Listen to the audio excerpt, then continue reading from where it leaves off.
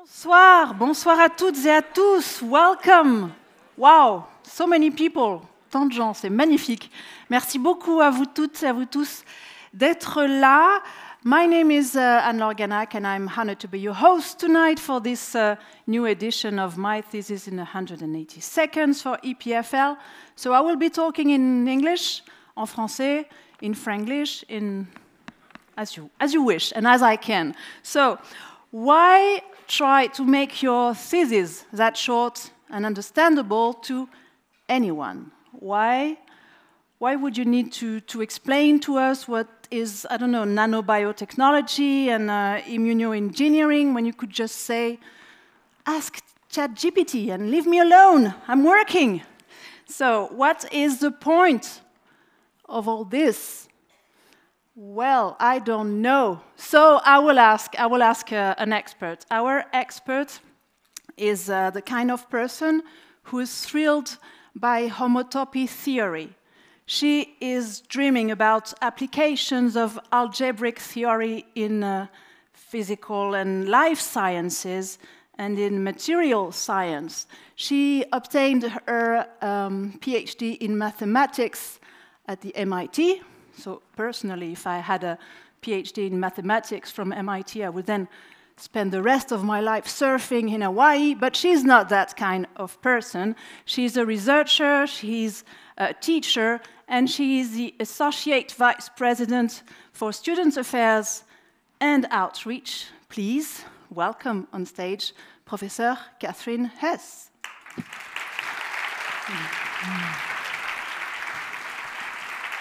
Merci Anne-Laure.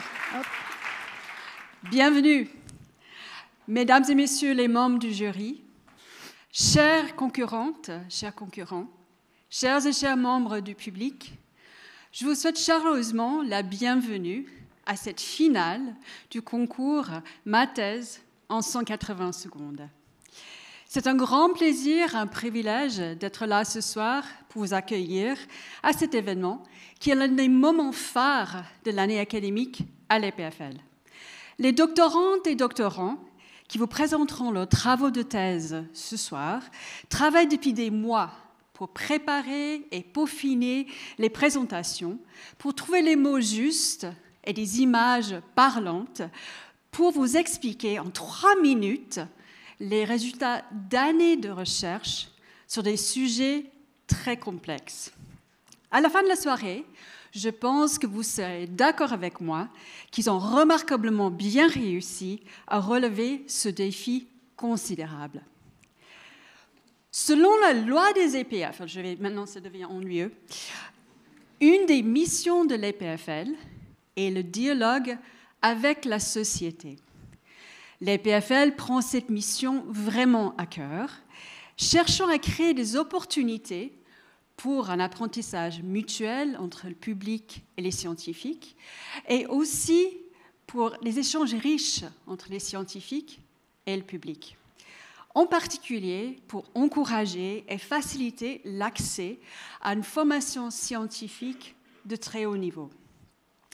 Les présentations faites par les doctorantes et les doctorants ce soir contribuent à la réalisation de cette mission cruciale en fournissant des exemples de ce qu'on peut faire de mieux en termes de vulgarisation, d'explication, de recherche de pointe pour des non-spécialistes. Plus généralement, les activités du service de la promotion des sciences de l'EPFL, qui organise tout le concours de Ma thèse en 180 secondes, donc depuis le début, depuis les premiers cours d'entraînement, depuis les demi-finales, etc., y compris cette soirée magnifique. Donc, toutes les activités du SPS qui organisent cette soirée contribuent vraiment aussi à nous aider à réaliser cette mission. Je remercie chaleureusement en particulier Anouk Van Zelter et Farnaz Moser et le reste de l'équipe de SPS pour cet effort d'organisation considérable de cette soirée et de manière générale de leurs activités. Je remercie aussi chaleureusement les membres du jury d'avoir accepté de consacrer leur soirée à juger ce concours.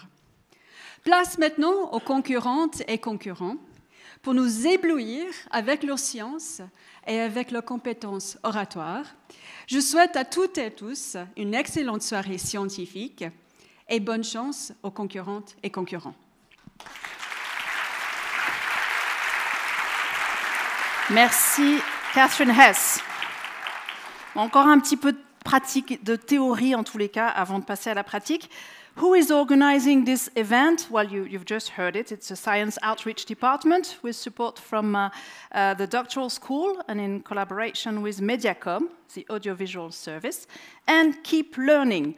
Also, our sponsor of the event is CVCI Foundation, donc c'est la fondation de la Chambre vaudoise de commerce et de l'industrie. Je sens que je vous ai perdu là, non? C'est bon, vous êtes encore là. Je sens tout à coup. Les doctorants, il faut expliquer le concept de nouveau. Les doctorantes et doctorants vont présenter leur thèse en 180 secondes. Merci. Je voulais voir si vous étiez encore là. Top chrono. Avec maximum une image. D'accord, c'était compliqué là. 14 doctoral students, so each presenting one topic they have been exploring for 2 to 5 years of their life, summarized in 180 seconds and one single slide. Au départ, il y avait 37 doctorants donc, qui ont pris part aux sélections. 37 doctoral students took part in the selections. Et il y a eu un vote du public pour ces sélections. Et les 3 prix du public des sélections seront remis à la fin de cet événement. What about the final of today? You see these people on the image. They are not playing Connect 4, ils ne sont pas en train de jouer à puissance 4, ils sont en train de voter, donc de jouer avec les nerfs des candidats. Chacun de vous a reçu un jeton. You all got a token when you got in. Try not to lose it, because you will need it at the end to put it in the tube of your favorite candidate. And there's nothing disgusting about it. It's just the tubes à essai qui sont ici. Ce sont les tubes à essai qui sont là, dans lesquels vous mettrez votre jeton. Et le vote se tiendra à la fin des présentations, évidemment, pendant les délibérations du jury. Ce jury, présentons-le à présent. Jury de la finale, composé de Gizou van der Gout. Je vous remercie de vous lever, Gizou. Donc,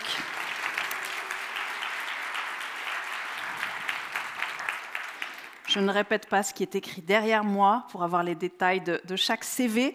Ambrogio Fasoli, bonsoir à vous.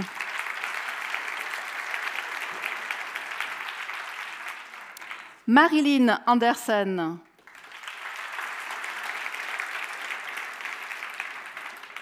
Yelena Kovacevic, bonsoir.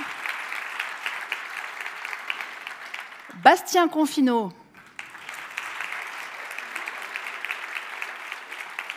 Et Mauro Latuada,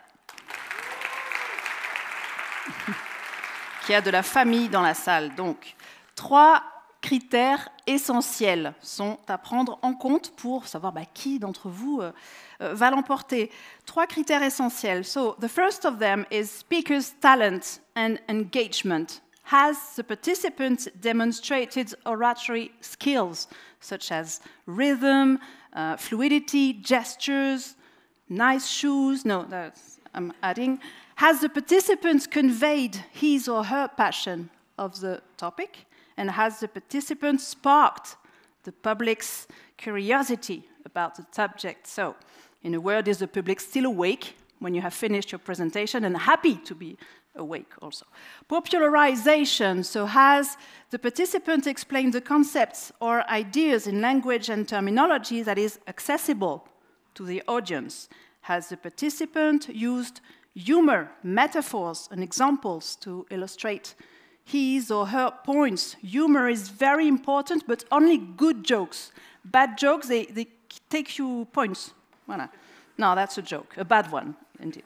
There will be a lot of them. Presentation structure, that's also very important. Have the structure of the presentation and the ordering of ideas, of words also, in the good order, facilitated the understanding of the subject, and has the participant clearly explained his, her research. Qui dit concours dit récompense, évidemment. Who says contest say rewards. Et la plus belle d'entre elles, c'est la reconnaissance, évidemment, de vos pères, de vos mères, de vos frères, de vos sœurs, de vos pères, mais ça ne s'écrit pas pareil. Voilà, donc, et un peu d'argent également, car il y a également des personnes vénales parmi les esprits les plus brillants. Venal people, so you can see, among the most intelligent ones. Yes, they are. Yeah, you didn't know? Okay, and at the end, the 3 best candidates, according to the jury, you can talk to them afterwards. Les 3 meilleurs candidats participeront au concours suisse qui aura lieu le 29 juin à l'Université de Lausanne sous l'égide de la CUSO, donc la Conférence universitaire de Suisse occidentale. That would be on the 29th of June at the University of Lausanne. There will be students coming from everywhere in Switzerland with the hope of crushing you. That will be so much fun, so don't miss it. That will be on the 29th of June at the University of Lausanne. So I will not say again that you have 180. Wow, 2 people awake. Whoa! And it's only 6:15. Okay, I'm about to stop talking. Les candidats sont éliminés s'ils dépassent le temps imparti. So you will be killed if you go above 180 seconds. We would like to get the partnership of Netflix for next year, so we try to make it more exciting. Les candidats n'ont droit qu'à une slide, ça on l'a déjà dit. Ils peuvent présenter en français, en anglais. C'est tout. Et, allez, enough talking. Let's start. Now, open this nice purple curtain. And now, we will start with... on va commencer avec un génie. Non, Eugénie. Elle a été facile, mais assez nécessaire quand même. Voilà, donc tout de suite, j'ai le plaisir d'accueillir sur scène la première candidate, Eugénie Maas.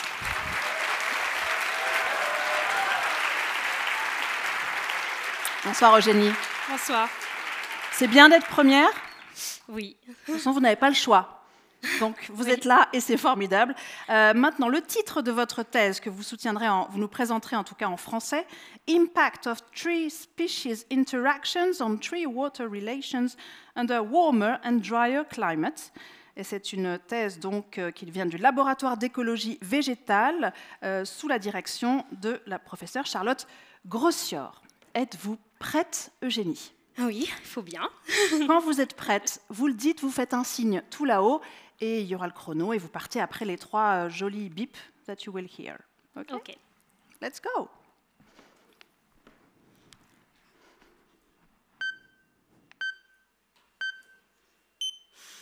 Est-ce que vous aimez vous balader en forêt ? Moi, j'adore. Mais est-ce que vous préférez vous balader dans cette forêt-là ?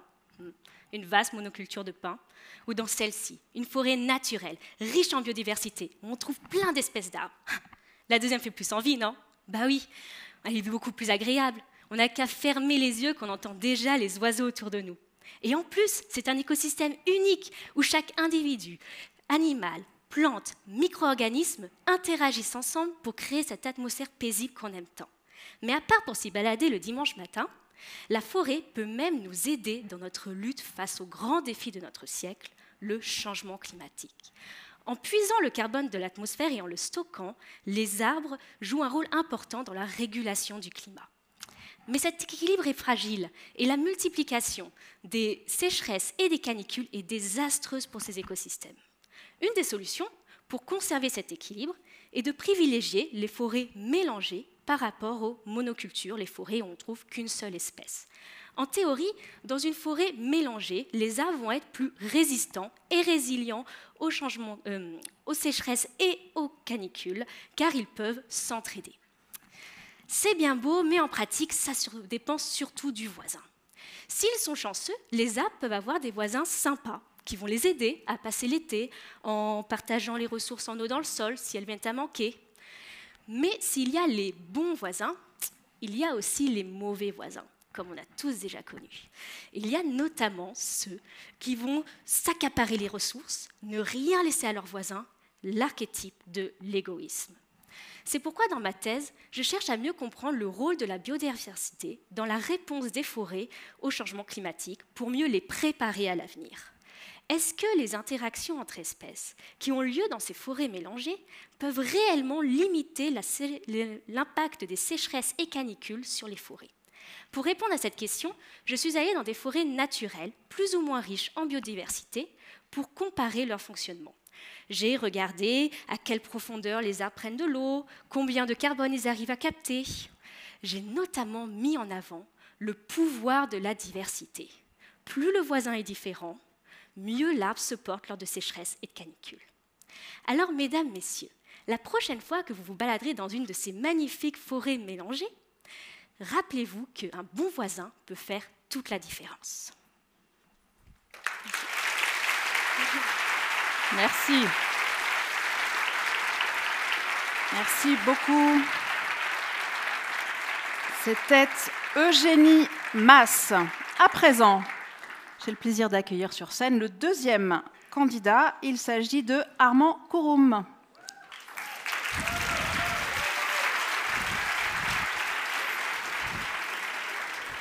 So you will be presenting your thesis in English.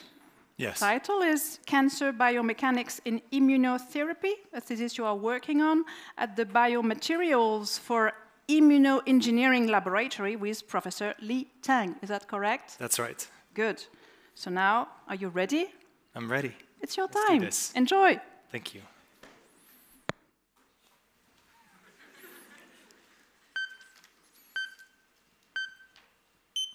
Monday morning, 8 a.m.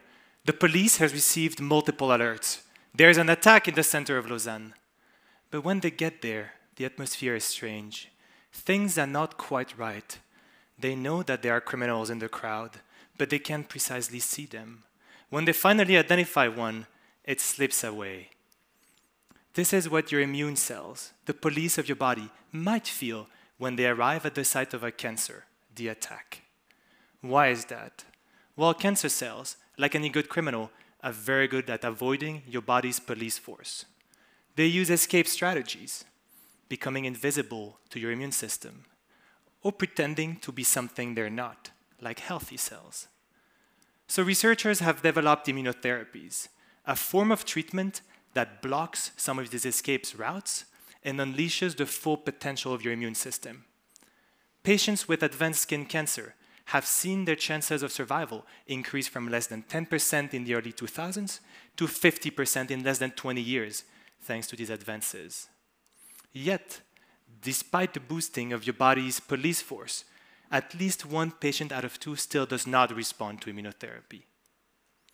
In my thesis, I investigated why these therapies are not effective in these patients and how it can be improved. To understand what happens when an immune cell tries to destroy cancer cells, I did what detectives do. I followed them, I observed them, and I identified patterns in behavior. But instead of chasing criminals across Lausanne, I looked at them under a microscope. We saw that when an immune cell identifies a target, it latches onto it. But in the case of cancer cells, it is often not able to form a strong bond, and the cancer cell wiggles out of the immune cell's arm. We found that cancer cells are actually able to squeeze through the immune cell's grip because they're very soft, much softer than healthy cells. Why are they so soft? Well, we identified one culprit that I'm sure you've all heard about, cholesterol. Cancer cells have a lot of cholesterol, a lot more than healthy cells, and it makes them very squishy. So we use existing anti-cholesterol drugs to remove cholesterol from the cancer cells, and it turned soft, squishy cancer cells into stiff, glass-like cells. And immune cells were much better able at getting a hold of them and destroying them. We hope that by rigidifying cancer cells and boosting the effectiveness of our body's police force, we may one day help turn 50% into 100%. Thank you.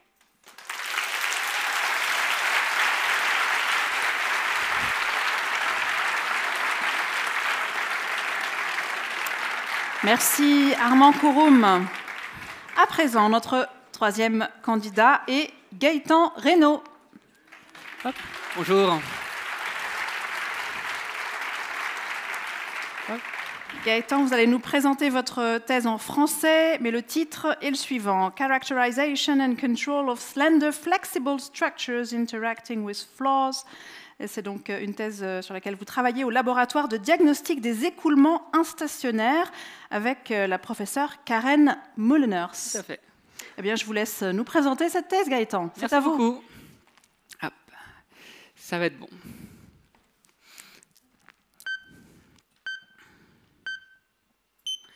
Les tempêtes sont responsables de dégâts considérables. Des habitations détruites, des pylônes pliés et des milliers de personnes sans électricité ni moyens de communication. Ce qu'on entend un petit peu moins aux informations, c'est que le responsable est un danseur capricieux. Ok, va peut-être falloir que je m'explique. Le vent, comme tout bon danseur, apprécie des partenaires qui sont réactifs à ces mouvements. Mais nos bâtiments, nos infrastructures sont rigides. Elles sont faites pour ne pas se déformer. Alors, pas de vent, un peu de vent, pas de souci. Quand le vent devient de plus en plus fort, ces bâtiments résistent. Et vous savez ce qui se passe quand on danse avec quelqu'un de rigide, non? On se marche sur les pieds et on tombe. C'est la même chose avec les bâtiments. Dans la nature, c'est un petit peu différent. Prenez un arbre et son feuillage. Par beau temps, peu de vent, les feuilles prennent un maximum de place pour capter toute l'énergie du soleil. Quand le vent se lève, les feuilles sont attentives à l'écoulement et se plient comme si le vent pouvait mieux glisser dessus, il y a moins de surface sur laquelle tirer. Et quand le vent est encore plus fort, les feuilles se mettent à danser. Elles ont ce mouvement de grande amplitude qui est capable d'absorber une partie de l'énergie de l'écoulement. Il y a énormément de potentiel à aller chercher dans cette direction. Les arbres et leurs feuilles sont capables de résister à des vents bien plus forts que leur équivalent rigide.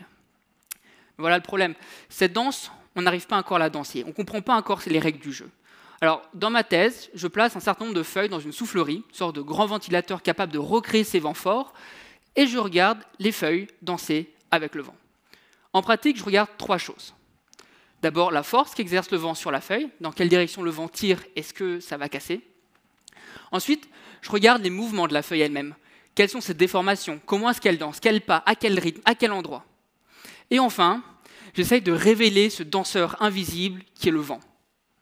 Alors, pas facile, parce que le vent, on ne le voit pas comme ça, mais on a une technique au laboratoire. On dissémine tout plein de particules dans l'air et on en éclaire une tranche avec une nappe laser.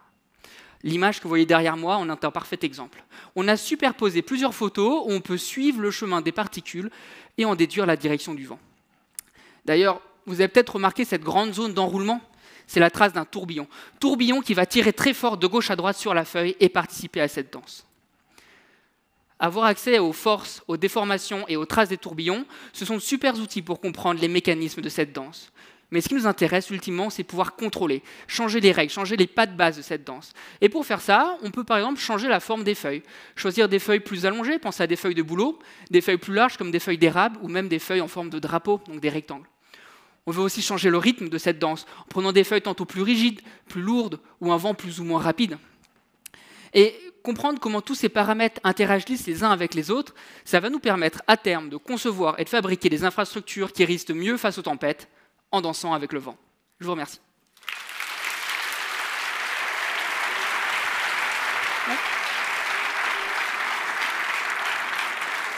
Merci à Gaëtan Reynaud. À présent, 4e candidate, il s'agit de Lucie Chanvillard. Bienvenue, Lucie. Merci.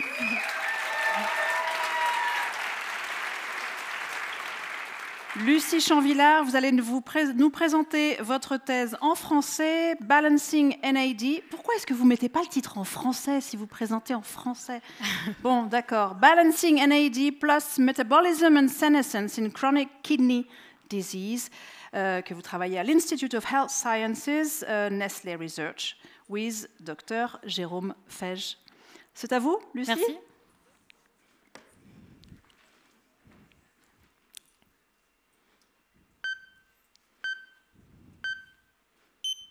Au semestre dernier, je suis partie en mobilité doctorale dans un laboratoire à Amsterdam et j'ai été hébergée par un couple hollandais de 70 ans, Kees et Henri. Kees m'emmenait faire des tours de vélo et Henri venait de s'acheter de nouveaux skis. 2 hommes bien actifs pour leur âge.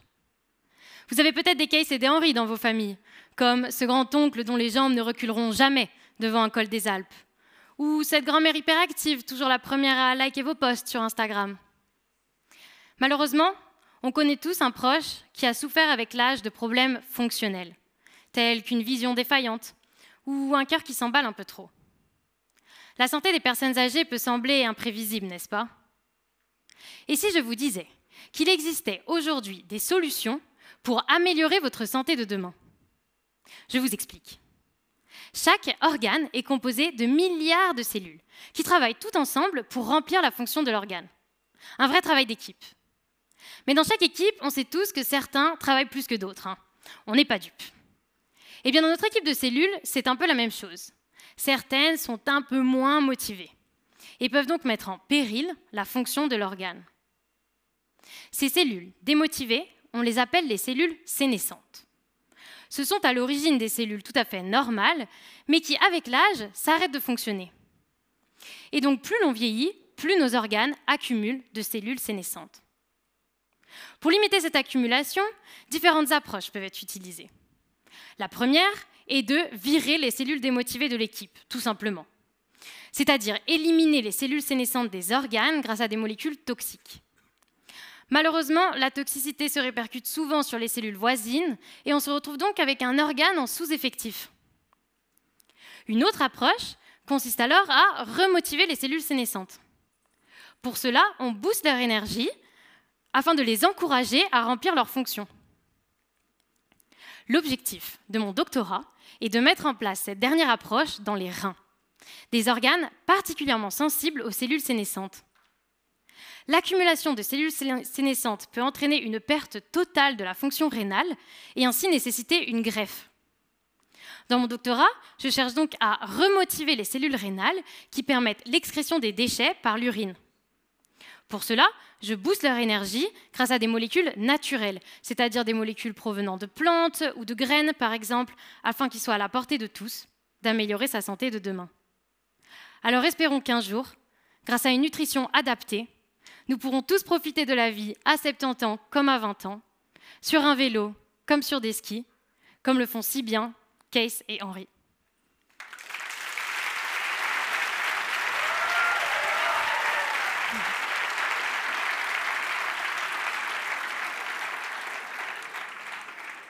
Merci beaucoup à Lucie Chanvillard. À présent, 5e candidate. Il s'agit de Anna McCann. Welcome, bienvenue.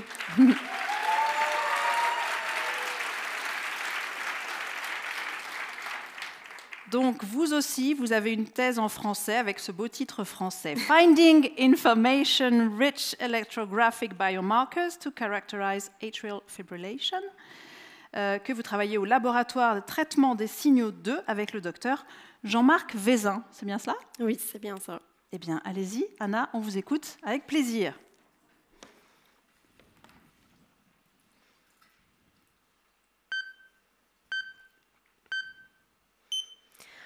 Un cœur qui se met à battre la chamade, oui, c'est le symptôme éphémère du trac que j'ai en ce moment. Mais beaucoup plus grave, c'est aussi le symptôme persistant de l'arythmie cardiaque la plus fréquente au monde, qui touchera une personne sur 3 dans cette salle. Je parle de la fibrillation auriculaire. Alors, derrière ce nom compliqué se cache quelque chose de très simple, je vous explique. En temps normal, vous avez votre cœur qui bat de façon régulière grâce à votre pacemaker cardiaque naturel. Or, dans cette fibrillation, il va se passer une sorte de tempête électrique qui va prendre le pas sur le pacemaker, ce qui va aboutir à des contractions anarchiques du cœur. Et vous allez ressentir des palpitations. Votre cœur va battre de façon irrégulière, c'est ce qu'on appelle la fibrillation, et on la qualifie d'auriculaire car elle se produit dans les petites oreillettes, les 2 cavités supérieures du cœur. Heureusement, on dispose de plusieurs traitements pour rendre le contrôle du rythme cardiaque au pacemaker naturel. En particulier, il s'agit d'une intervention chirurgicale qu'on appelle une ablation par cathéter. Son objectif? Détruire les cellules cardiaques qui causent la tempête électrique responsable de l'arythmie. Alors, c'est quoi le problème? Eh bien, pour les patients qui vivent avec cette maladie depuis longtemps, les chirurgiens ils vont avoir plus de mal à trouver toutes les cellules responsables. Et dans ces cas-là, le taux de réussite n'est que d'1 sur 2. Voilà donc la question principale de ma thèse. Peut-on prédire chez quel patient cette intervention va mettre fin à l'arythmie ou, au contraire, elle sera inutile? Moi, je suis ingénieur électrique, donc pour y répondre, j'ai travaillé à partir d'un signal électrique qu'on appelle électrocardiogramme. Alors, vous avez sûrement déjà vu ce genre de signaux.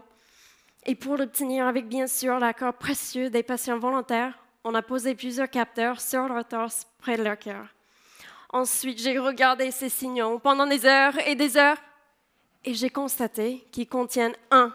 Des données spatiales et 2. Des données temporelles.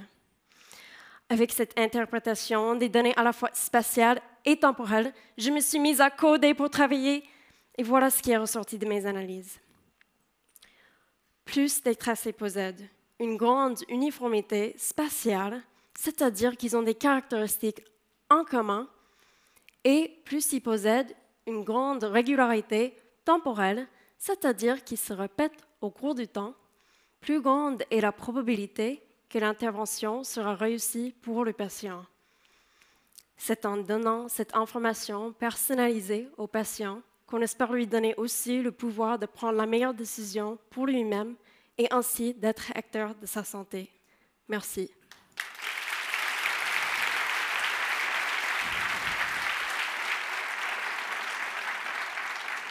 Merci Anna McCann. À présent, notre candidat est Yamin Seperi. Bienvenue Yamin. Merci. Venez donc, installez-vous.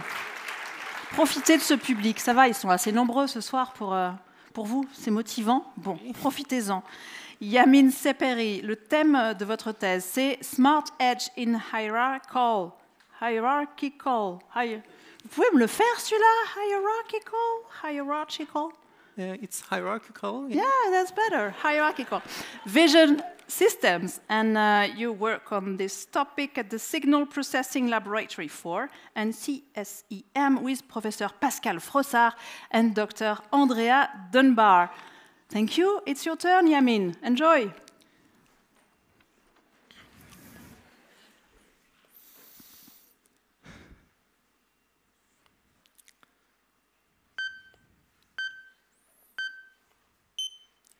Have you ever wondered that why these days more and more mobile phone applications require to have internet connection to perform their tasks? The companies that produce those applications claim that they need this internet connection to have access to their cloud servers, to be able to provide more features for their users and a more precise AI.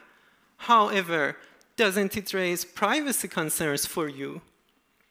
For example, these days we have pretty precise artificial intelligence algorithms that can do many tasks on image and video data, such as face detection, emotion recognition, or even providing a 3D interactive avatar of your face to play with, as you see in my photo on the left side. But what these methods do in reality is to send the images of you, your friends, and your family to their cloud servers to run the artificial intelligence there. And indeed, this information contains a lot of other things, such as your gender, your ethnicity, your identity, or even the fact that you're currently wearing makeup right now or not. So in our work, what we are trying to do is to bring a part of these artificial intelligence algorithms from the cloud back to your own device. And what this part does is to carefully select a set of features, that these features contains the exact data that is needed for the specific task that you want from the artificial intelligence. And then we communicate these features to the cloud. Indeed, no other information is shared in this method. This method is different from the currently available and questionable encryption methods that you hear a lot about them these days, that they actually share your private data with the cloud, but they claim that they're encrypting it, because in our method, no information is shared. Now, if your question is that, okay, does this method work on my own mobile phone as well or not? We have to mention that we are trying to make this as compact as possible that works on the average off-the-shelf smartphones. And you don't need to have the best smartphone on the market to work with this method. Finally, if we are able to do this, you can enjoy playing with your 3D interactive avatar without being afraid of the avatar and the algorithm behind it try to look back at you and your private life. Thank you for your attention.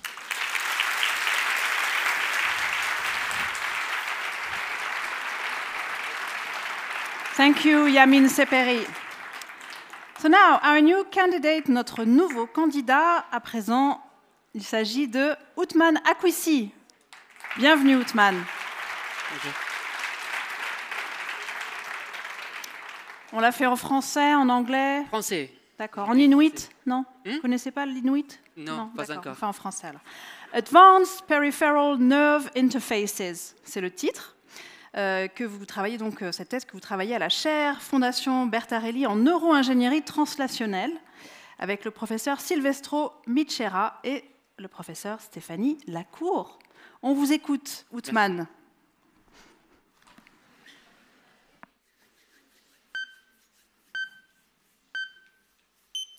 Quand j'étais petit, mon rêve c'était de devenir le prochain James Bond. Comme James Bond, je rêvais de m'infiltrer dans les systèmes et les organisations les plus secrètes et organisées du monde. Comme James Bond, je rêvais de me fondre dans la foule grâce à mes déguisements et à la haute technologie. Maintenant, pendant mon doctorat, ce rêve est en train de devenir réalité. Ma mission, m'infiltrer dans un des systèmes les plus compliqués et sécurisés de la planète. Je parle du système nerveux périphérique.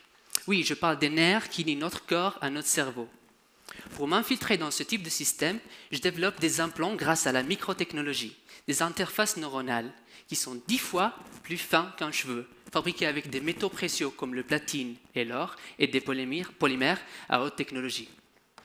Mais une fois insérés, les implants ils sont détectés par les agents de sécurité. Les agents de sécurité sont les cellules du système immunitaire. Des millions de cellules qui détectent l'implant assez facilement. Pourquoi? Parce que l'implant est rigide et les nerfs sont souples et étirables.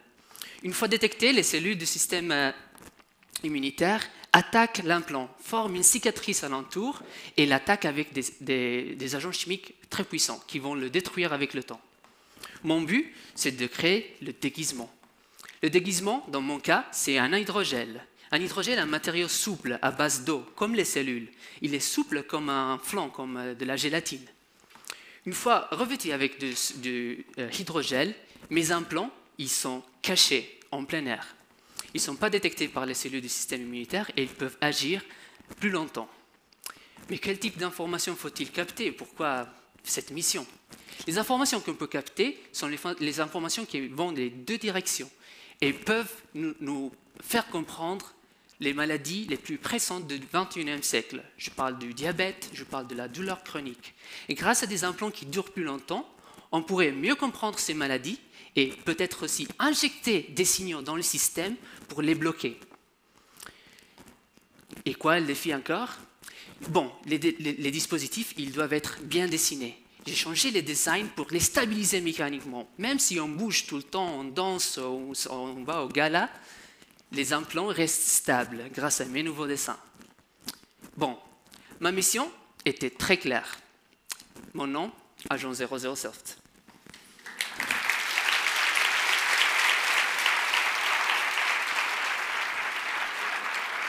Merci, Agent 007, Othman Akwissi. So, at this point, half of the candidates have presented their work to you.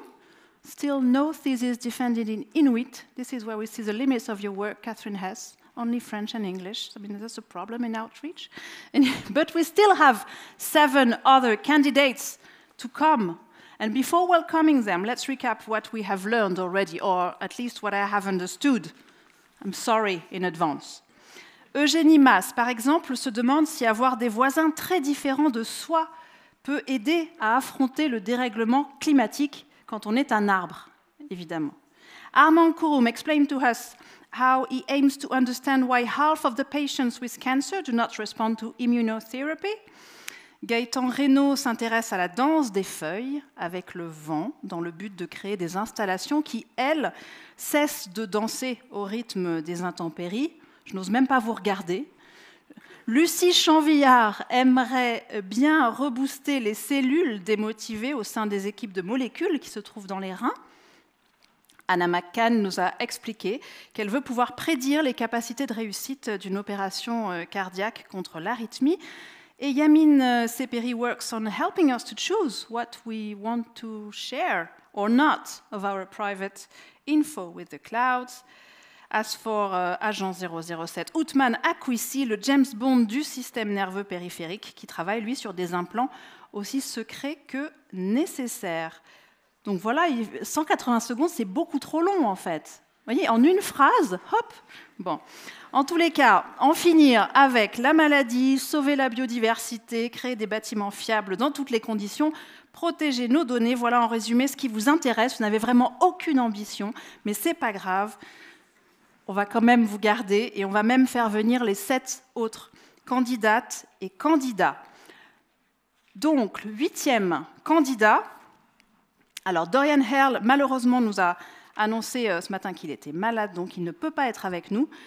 Mais nous allons passer au 9e candidat. Il s'agit de Loris Di Natale.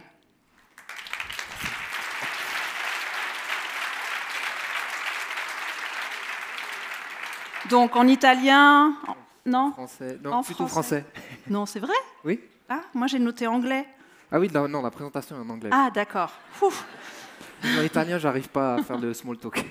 OK. Physics-inspired deep learning for building, modeling and control. Ça, c'est le titre, travaillé au Automatic Control Laboratory 3 with Professor Colin Neil Jones. It's your turn. Enjoy. Thank you. All right.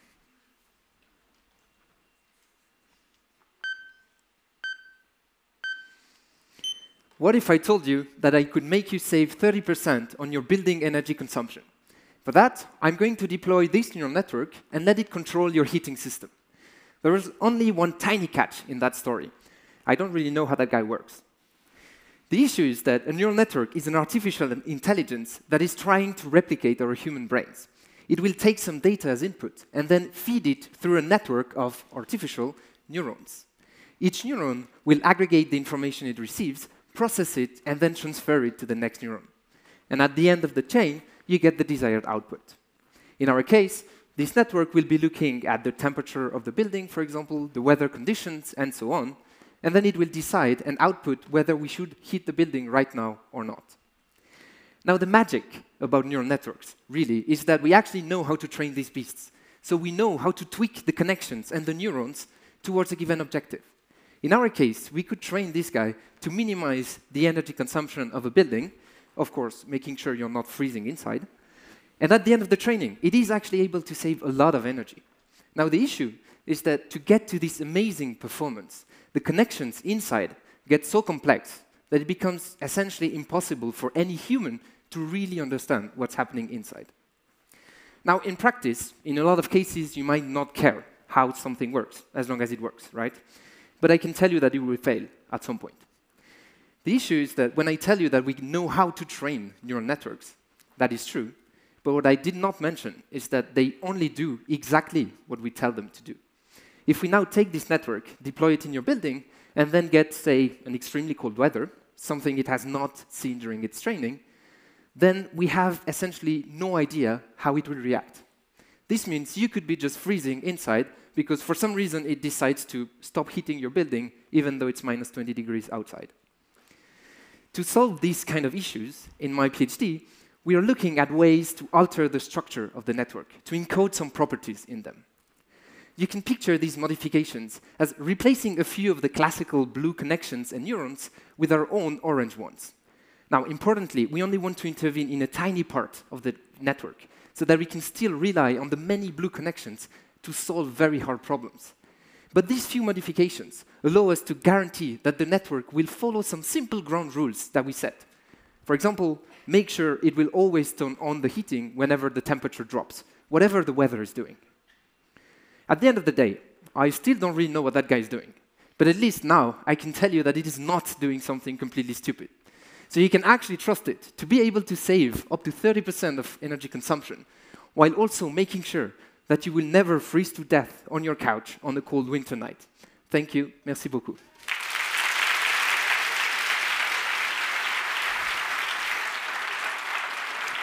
Merci beaucoup à Loris Di Natale.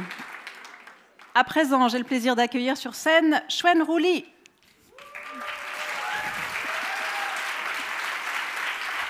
Bienvenue. Hello. Welcome.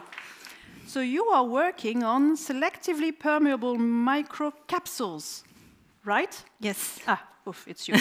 So, Soft Materials Laboratory, that's where you're working with Yes. Professor Esther Amstadt. Yes. Okay, are you happy to be here? Yeah, I'm super excited. Good. Thank you. Keep that excitation and give it to us, your energy.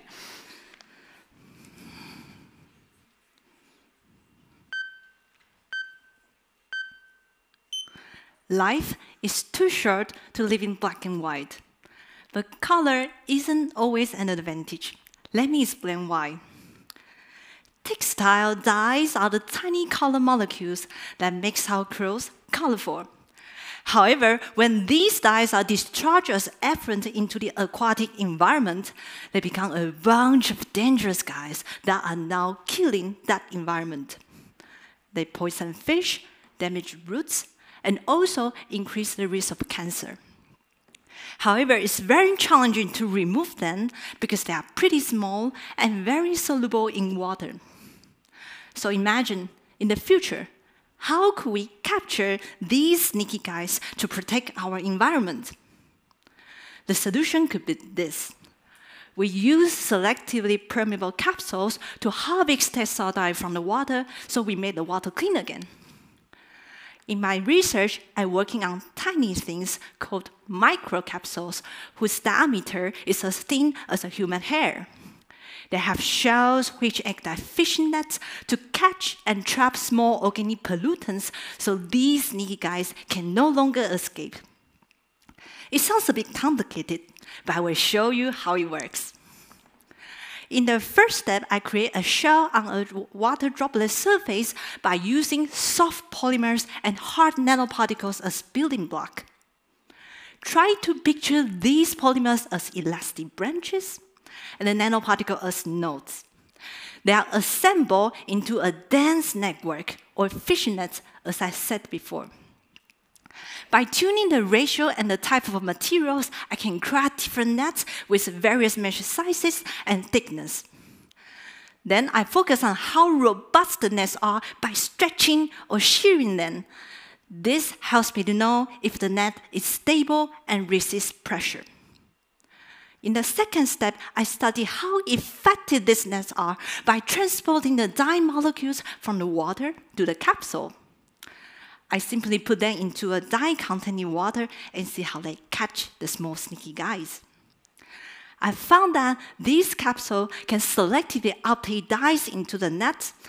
After introducing special nanoparticles onto the nets, I can even move the microcapsules or accelerate the dye degradation on exposure to sunlight. Magic, is it? So by using these microcapsules, I can capture, remove, and degrade the textile dyes to make the water clean again. So I hope the fish will appreciate the fact that I'm using a net to save them, but not to catch them. Thank you.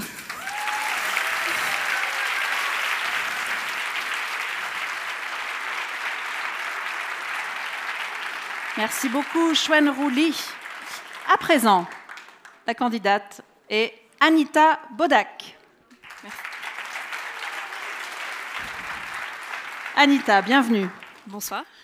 Targeting innate immunity aging to fight lung cancer. Yes. Voilà le titre de votre thèse, que vous travaillez au laboratoire d'approche moléculaire du vivant avec les professeurs Freddy Radke et Étienne Mélan. Cette thèse, vous allez nous la présenter en français. Oui. Et en combien de secondes? 180. Oui, ça va, c'est bien. 180 seconds, c'est tout à fait ça. Donc, vous regardez ici, et puis ça va rouler, ça va partir. Attention, les 3 bips, profitez-en. Merci bien.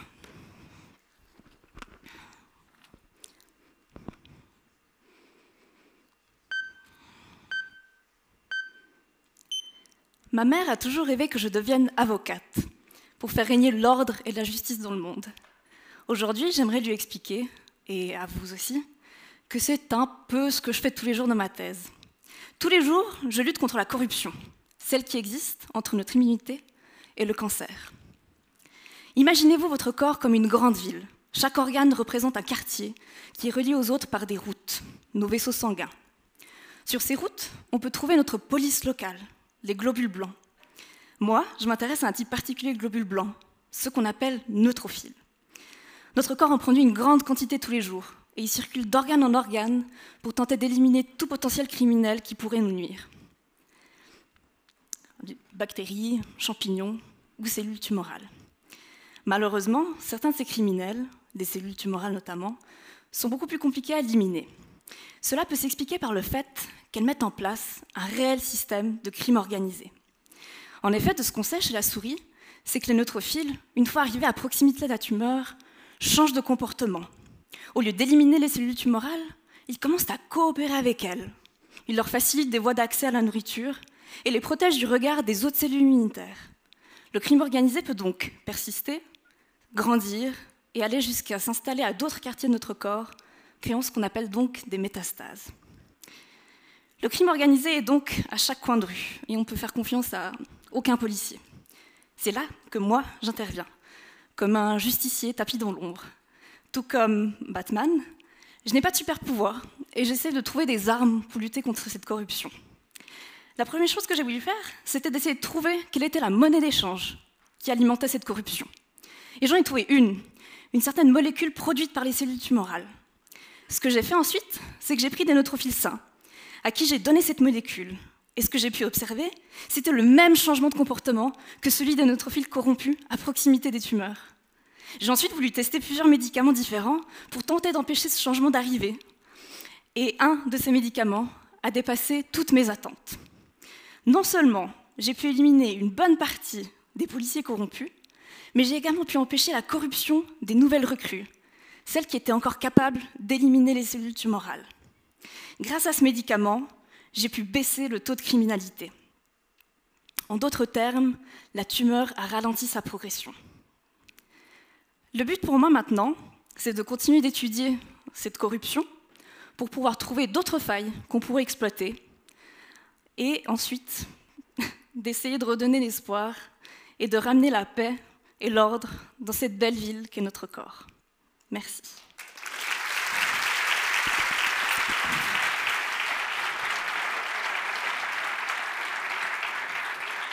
Merci beaucoup, Anita Bodak. Niels Kalpfus, c'est à vous. Bienvenue.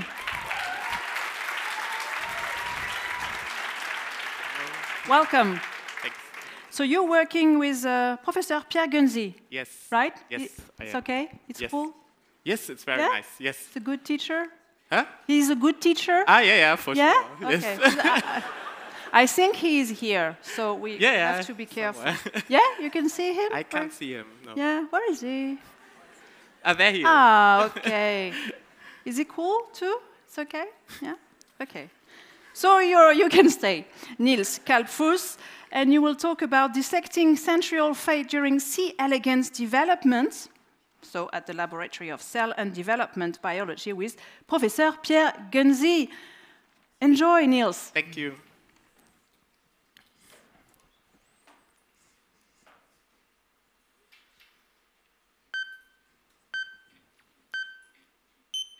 When I first heard about something like a magical trick happening in our cells, I was directly hooked. I mean, come on, who doesn't want to understand a magic trick? So let me tell you about this trick and how we tried to solve it. So the star of the show is the centriole that you can see here. We know a lot about the centriole. It is very tiny, it lives in our cells, and it has many, many important functions to play. We also know a lot about its architecture and how it is built. Once it is built, it is typically very, very, very stable. And yet, puff, magic. Sometimes the centriole can simply disappear. We knew from one cell that this is very important because if the centriole disappeared, if the centriole did not disappear, there would be too many centrioles in the cell, leading to its death. So we looked at this particular cell again and again and again, but puff, puff, puff, the centriole simply disappeared, and it was too quickly for us to find out what was going on, as it is so often the case in a magic trick. So when I started my thesis, I asked slightly different questions. First, I wanted to know whether this magical trick is actually a rare event or whether it occurs in many different cells in a developing organism from the egg to the adult. In order to find out, we used a worm called C. elegans, which goes every time through the same program of development. This allowed me to identify cells more easily. So I pondered over this worm, looking at different cells at different time points, whether a centriole was present or not. And guess what? I actually found that in the majority of cells in the worm, these centrioles disappear. And this always at a specific time point in a specific cell. I guess we can all agree. If you want to understand a magic trick, you first need to know who is actually holding the magic wand. Is it the centriole or is it the cell? In order to find out, I turned tables around and I played a trick on the cells. So I made a cell where this trick usually was played believe it is a cell where it was never played.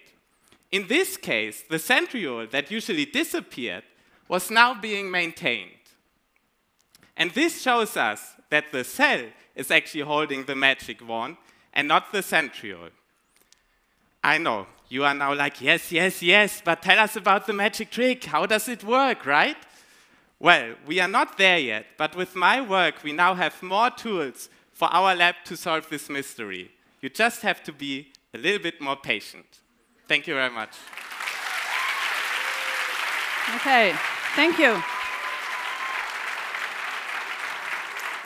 So now we know what happens in Pierre Gunzy laboratories. They do magic tricks. So he's a kind of David Copperfield. That's how we call Pierre Gunzy sometimes. Eva Bauer, welcome on stage. Bonjour. Bonjour Eva. Bonjour. Le thème de votre thèse, le titre plutôt, Granular Elastomers, ne copiez pas, for 3D Printing Applications. C'est bien celle-ci? C'est ça, c'est ça. Formidable. Que vous travaillez au laboratoire de la matière molle avec professeur Esther Amstad et vous allez donc nous la présenter en français? Oui. Ouais, vous êtes prête? Oui, on va essayer. Ah bah si, vous êtes prête. C'est maintenant ou jamais qu'il faut être prête. Ouais. Bon, bien. Profitez-en, Eva. Merci Allez, beaucoup. c'est à vous. Merci.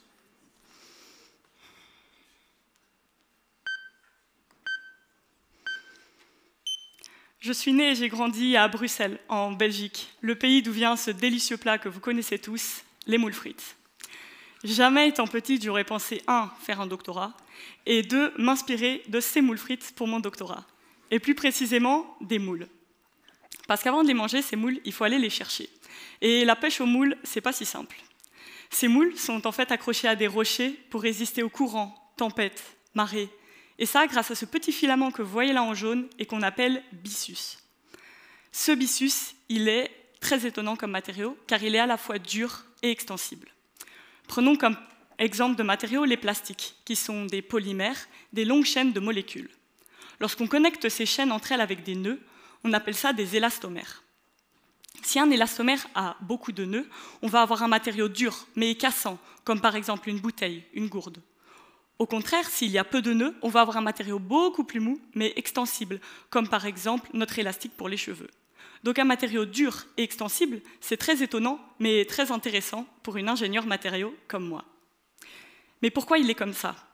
Ce filament est en fait constitué de plein de micro-compartiments avec différentes propriétés et fonctionnalités, qui sont ensuite arrangés dans une structure organisée et hiérarchique, comme vous pouvez le voir sur ce dessin. Le but de ma thèse est donc de m'inspirer de ce filament pour créer un nouvel élastomère avec, je l'espère, des meilleures propriétés.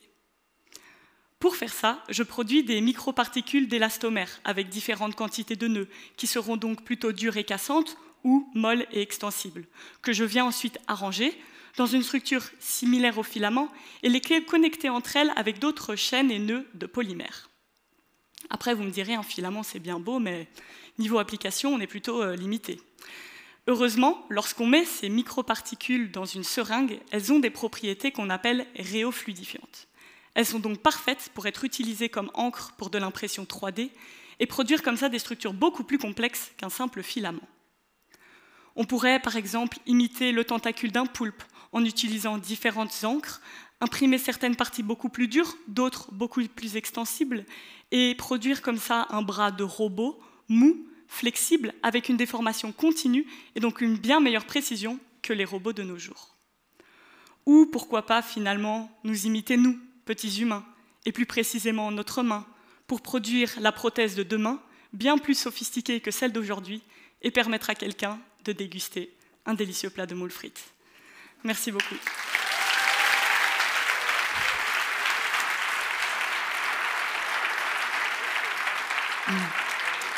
Merci, Eva Bauer. And last but not least, Sarah Bedjati.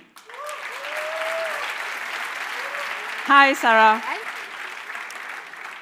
So your thesis title is Designing DNA-Wrapped Single-Walled Carbon Nanotube Optical Biosensors for Cancer Biomarker Detection. That takes 180 seconds to tell just the title, so you're lucky you don't have to read it.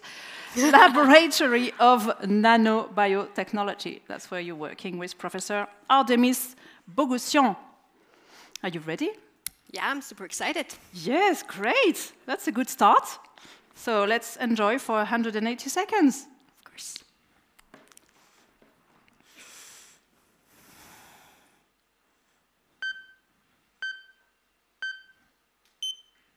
Light. It is one of the most convenient ways of communication. To get messages visually by light, we don't need to have attached wires to us or Wi-Fi connection. And it is fast. We just walk in the street, look at the traffic light, and we stop when it is red. Humans have been using light to communicate with each other from thousands of years ago until now. But can we use light to communicate with our own body? To understand what is going on deeper and deeper in our cells? To recognize cancer cells from healthy ones? And to find out how they work? To communicate with cells in this way, we need to make them bright and shiny, like this traffic light. I know, now probably you are wondering how to make cells bright. Yeah, of course, our cells, they don't emit light by themselves. Otherwise, we all would be walking, shining human beings, illuminating everywhere around us and solving energy crisis, at least for the lightening part. Now, to brighten the cells, we get help from a specific synthetic material, carbon nanotubes. They are tubes, but 100,000 times thinner than our hair. Imagine how small they are. To make these nanotubes harmless to cells, we dissolve them in water. And now, because they are harmless and super small, cells will take them up. These nanotubes emit light inside the cells, and we see the cells bright. Perfect. Now we have our shining, bright cells. But how does this brightening help us to recognize cancer cells? Here is the point. The chemicals inside cancer cells are different from healthy ones. In my PhD thesis, I engineered these nanotubes to be sensitive to the chemicals inside cancer cells, to see them brighter. Actually, that's how we see this red light coming from a bunch of cells. We use this red light to communicate with our body, to get its alarms and the messages. More red light, more cancer cells. Isn't that great? And when this red light of cancer appears, we stop. We look at the cells, we monitor them, and we gather information to fight against cancer and bring safe, green light of life back to people. Let's hope for that day.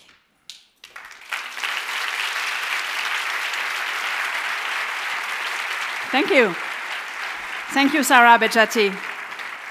So, Sarah Bedjati was our last candidate for tonight. Let's recap what I have understood from this second half of the presentations. Loris Di Natale is working on understanding how heating correctly our buildings while saving energy. Shwen Rouli can make water clean again and fish happy thanks to a net of microcapsules.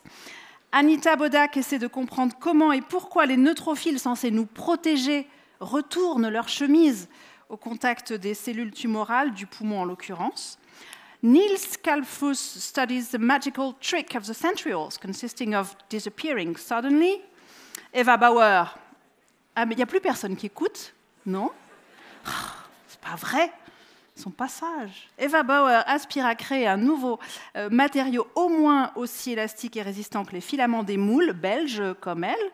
Et Sarah Bejati is able to make our cells bright thanks to nanotubes and then identify the cancer cell thanks to these nanotubes. Don't you think that they were all fantastic? Yes! Woo.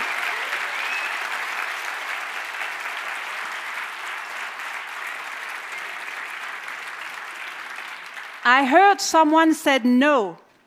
And you're right, some of them are even more fantastic. And these are the ones you will be voting for with your token. Do you have your token? Or did you lose it under your... Yes. Do you all have your token? Just one. Don't try to multiply your token. Just one per person. So while you will be taking your token and putting it in the test tube of your choice, the jury will be deliberating. This will take around 2 to 3 hours, but we will shorten it to 15 minutes, okay? So 15 to 20 minutes, and we'll be back, and we will celebrate our winners. Thank you.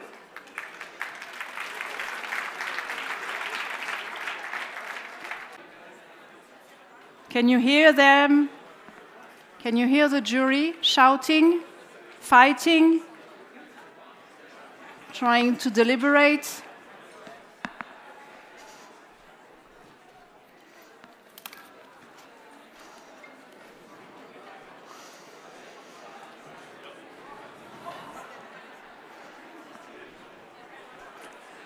Up.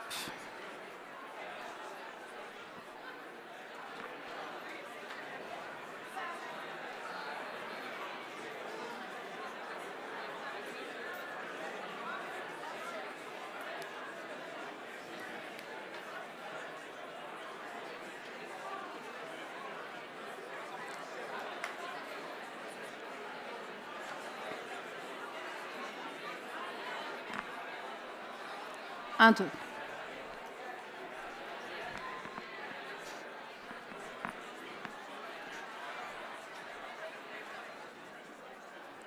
Est-ce qu'on commence?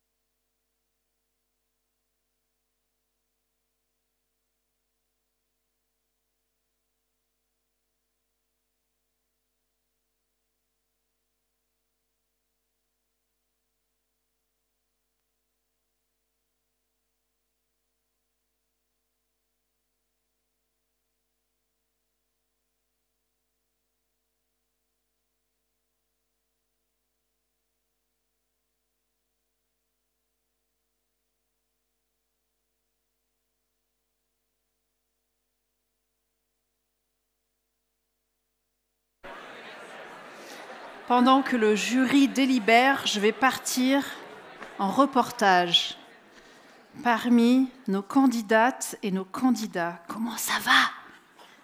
Alors, c'est qui a gagné? La science. La science, bravo Outman. Comment ça se passe, ce moment un peu de stress, là, de tension, d'excitation? J'essaie de trouver où on allume ce micro, et puis comme ça, après, je vous le donne. Voilà. 1, 2. On est surtout prêt à aller boire une bière. Ah.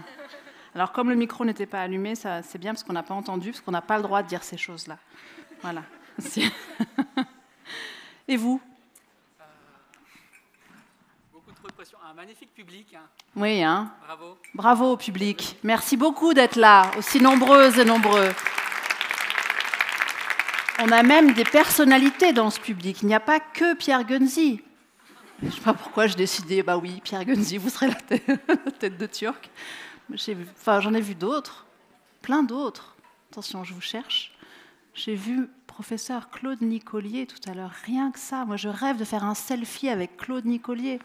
Donc je veux savoir où est Claude Nicolier. S'il est votre voisin, montrez-le, parce que je sais qu'il est timide, il ne veut pas. Bon, bref. Comment vous sentez-vous, Lucie? Très bien. Très bien? Oui, très bien. Parce qu'on s'est tous fait plaisir. Oui. Pas de regrets, pas de remords. Parce que vous pouvez y retourner, vous savez. Allez, on recommence. Bienvenue. Non, on n'a pas le temps, malheureusement. Le public est en train de... Le jury, pardon, est en train de rejoindre les places et nous allons pouvoir passer au moment crucial, l'apéritif. Non, c'est pas vrai, c'est après. D'abord, remise des prix. On attend encore, il y a beaucoup de places vides, ou bien...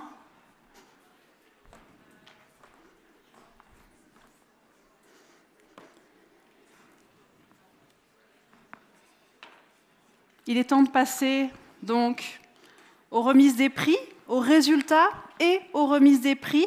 On a parlé il y a de cela 1h30 environ des prix du public des sélections. Donc vous suivez, vous savez toutes et tous de quoi je parle. Il s'agit de ces prix des sélections qui ont eu lieu en amont de cette cérémonie. Et c'est donc par ces 3 prix que nous allons commencer. So, I am very happy to welcome on stage Professor Catherine Hess, car c'est elle qui a les trophées et les chèques. Voilà. That she will offer.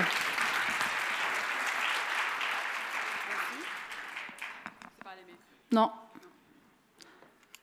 Ah mais c'est normal, il est sur off. Alors ça, on m'a appris que ça voulait dire éteint. 1, 2. Oui, c'est mieux comme ça. Voilà, c'est très beaucoup scientifique. Mieux sur on. Voilà. Catherine Hess. Oui. So we have 3 winners. Nous avons 3 gagnants de ces sélections. Exactement. Alors, je remonte du coup pour vous annoncer les sélections du 25 janvier. Le gagnant, c'est Georgios Rovas. Sa thèse portait sur Development of a Compliance Matching Aortic Graft from the Hemodynamics and Cardiovascular Technology Lab with Professor Nikolaos Stergiopoulos.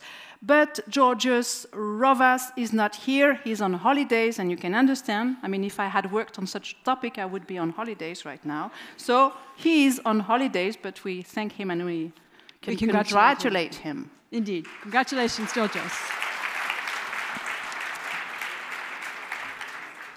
La sélection du 28 janvier a vu la victoire de Sarah Bedjati. And she's Bravo, here. Sarah.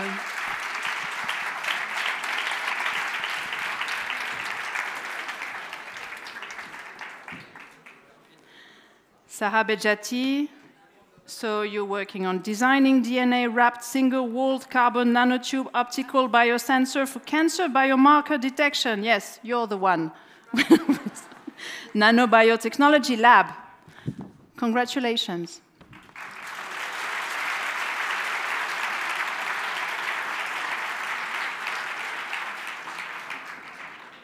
Thank you. Congratulations, Sarah. You can stay here. There will be a picture with Catherine and Pierre Gunzi.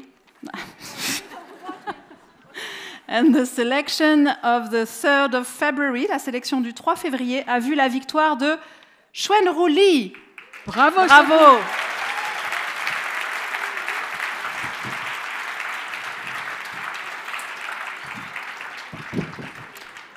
Bravo, Xuanru. Donc, you were working on selectively permeable microcapsules from the Soft Materials Lab with Professor Esther Amstad. Congratulations. Congratulations. Let's take a picture of the three of you.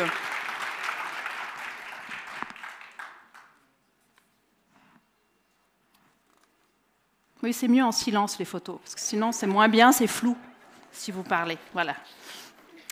Bien. Passons maintenant aux gagnantes et aux gagnants de la finale du jour. Et j'ai le plaisir... Merci beaucoup, Catherine Hess. Pardon, je vais vous prendre le micro parce qu'on risque d'en avoir besoin, même si c'est toujours mieux en silence, on l'a dit, mais quand même. J'ai le plaisir, mais non, on a envie d'entendre Jelena Kovačević. Merci de venir sur scène. Vous qui dirigez la Fondation de la Chambre vaudoise de commerce et de l'industrie, qui est donc le sponsor de cet événement, Jelena Kovačević, voici le micro. Comment est-ce que vous avez trouvé le public ce soir? En forme. Ouais. Pensez-vous qu'il a su trouver les tubes à essai pour mettre les... Oui, et les jetons? Pareil, oui. Très bien. Parce qu'on en a récupéré quelques-uns sous les sièges, mais il y en a suffisamment quand même pour compter. On les a comptés un à un. Non, c'est pas vrai, parce qu'il y a des tubes et donc après on voit les niveaux. C'est toute l'utilité de ces fameux tubes à essai. Il y a beaucoup de doctorantes et de doctorants dans cette salle et ça commence par ce test des tubes à essai. Jelena, je vais vous demander d'ouvrir l'enveloppe et de nous indiquer le nom de la personne qui remporte le prix du public ce soir. Donc votre prix, celui des fameux tubes à essai. Voilà. Avant tout, juste dire à tous les candidats, félicitations pour vos présentations qui étaient brillantes. C'était difficile à juger, mais bravo à tous. Bravo.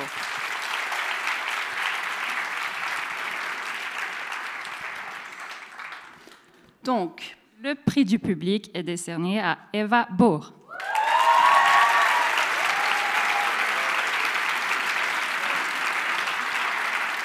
Eva Bauer, bravo.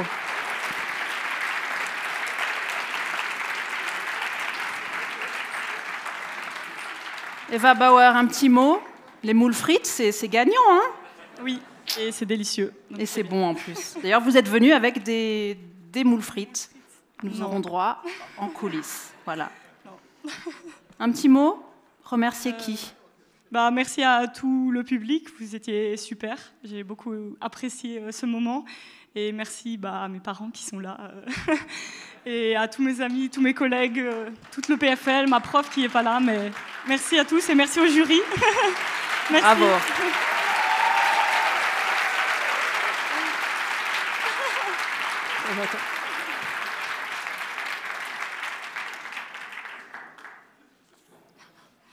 Merci, je vais juste reprendre le micro. Bravo à vous. Micro que je vais avoir le plaisir de confier à la présidente du jury. Il s'agit de Gizu van der Gout.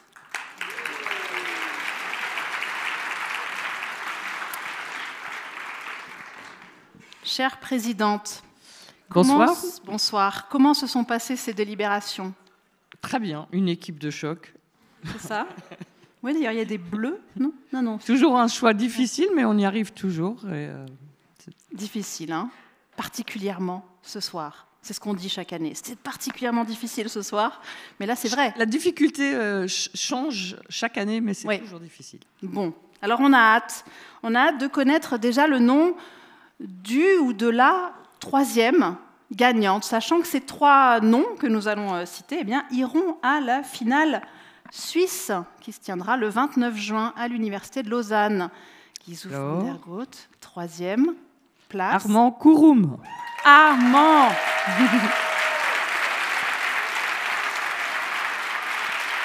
Bravo. Je vais faire ça. Vous vous souvenez de quoi il a parlé? Oui, bien sûr. Oui. Il a parlé de quoi? Alors, vous avez 180 secondes pour nous En tout cas, il ne faut pas manger de moules frites. Bien, très bien. Guizou, peut-être Armand, un petit mot avec le micro. Voilà. Merci à tous d'être venus ce soir. Merci à mes collègues Lucia et Tom pour leur aide cette semaine. Et merci à ma compagne d'être là ce soir. Merci à tous. Bravo.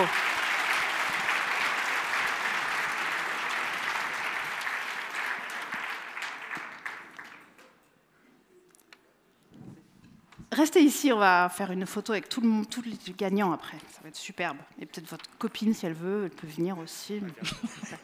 Ok. Le nom de la deuxième place, plutôt, à qui est-elle accordée, Guizou van der Gout? Anita Bodak. Anita, bravo.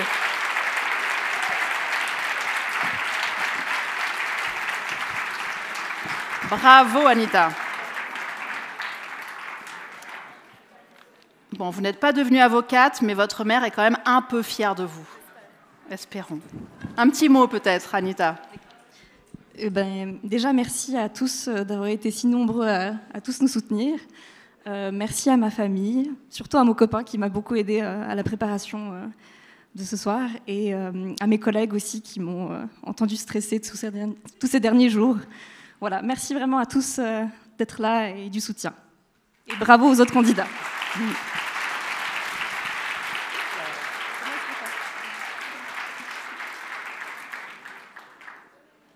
Bravo Anita.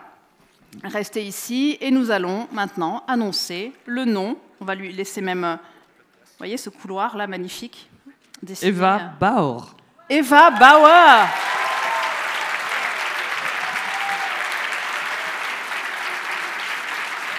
Bravo.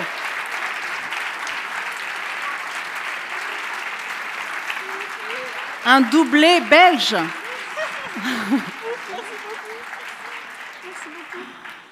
Merci. Ben oui, et je voulais aussi dire bravo à tous les autres participants. C'est vraiment, si vous êtes doctorant, c'est une opportunité unique. On est hyper solidaires. Enfin, c'est vraiment une occasion de dingue. Du coup, voilà. Et vive la Belgique, du coup. Merci. Bravo à vous trois. Je vous laisse prendre la photo avec Guizou, tous les trois.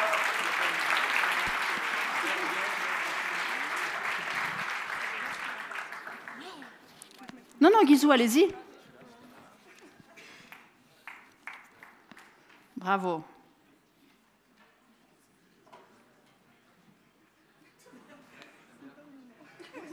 C'est un moment important, celui des photos. On garde à vie. Et d'ailleurs, à présent, oui, tant qu'à faire, prenez les deux, sinon ils vont vous les piquer là-bas. Nous invitons à présent les autres membres du jury à venir, parce que Alain a envie de faire plein de photos. Alain, le photographe, donc. Et que le jury doit être sur les photos, tout le jury. Merci à vous. Donc, Mauro Latuada, Jelena Kovacevic, Ambrogio Fasoli, Guizou van der Gout, Marilyn Andersen et Bastien Confino, qui était le jury de ce soir, entré. Alors oui, peut-être, je n'oserais pas dire les plus petits devant, mais en tout cas, on peut tout de même faire un arc de cercle, un petit arc. Ah si, on le dit carrément. Non. Mettez-vous en arc. Voilà. And while this moment is immortalized,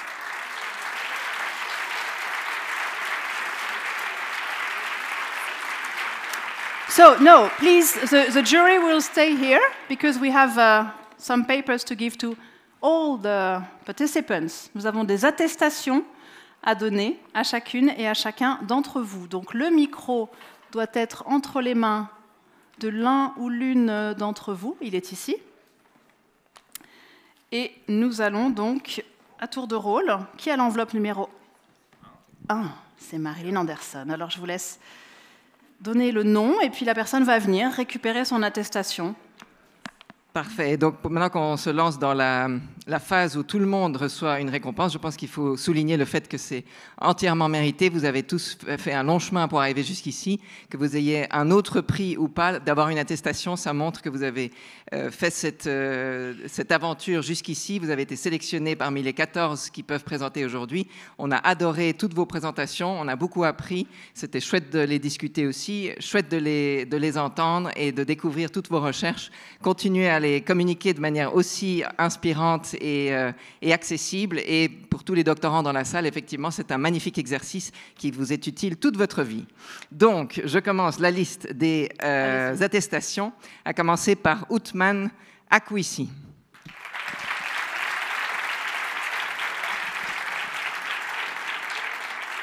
Outman, bravo. Tenez. Et vous restez ici, comme ça on fera une photo avec tout le monde. Voilà. Suivi de Eva Bauer.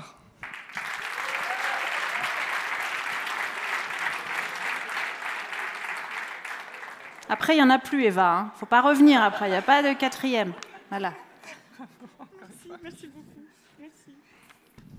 Et enfin, en ce qui me concerne, Sarah Bejati.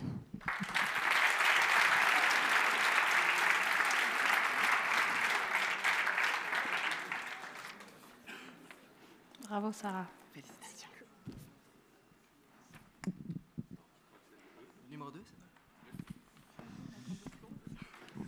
Voilà, de mon côté, j'appelle aussi une habituée du podium, Anita Bodak.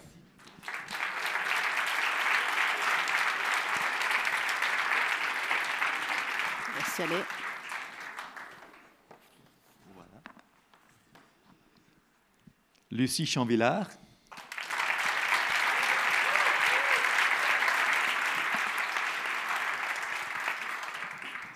Là, je vais bien prononcer Loris Di Natale.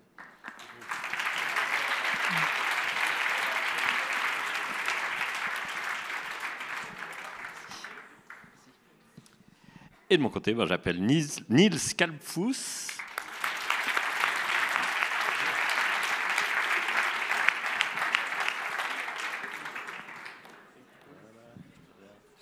Armand Kouroum.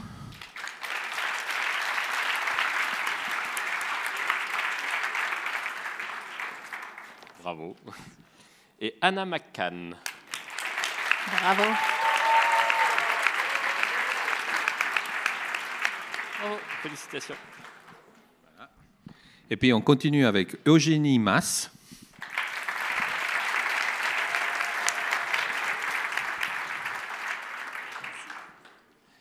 Puis Gaëtan Reynard. Notre danseur. Puis Chuen Rouli. Bravo, Chuen Rouli. Et puis, last but not least, Jamine Seferi. Bravo, Jamine.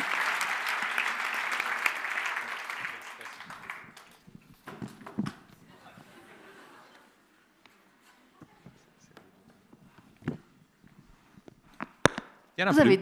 Mais oui, ils sont tous là, c'est vrai, ils sont très nombreux. Vous pouvez venir ici, on va faire une belle photo avec Alain qui va vous proposer de venir sur le devant de la scène. Voilà, avec les lasers.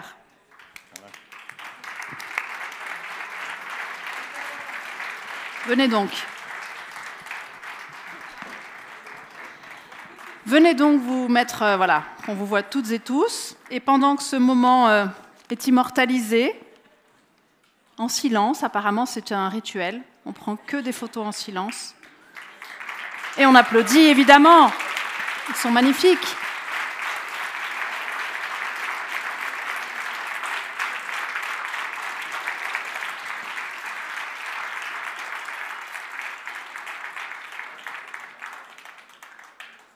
Bravo, bravo à toutes et tous.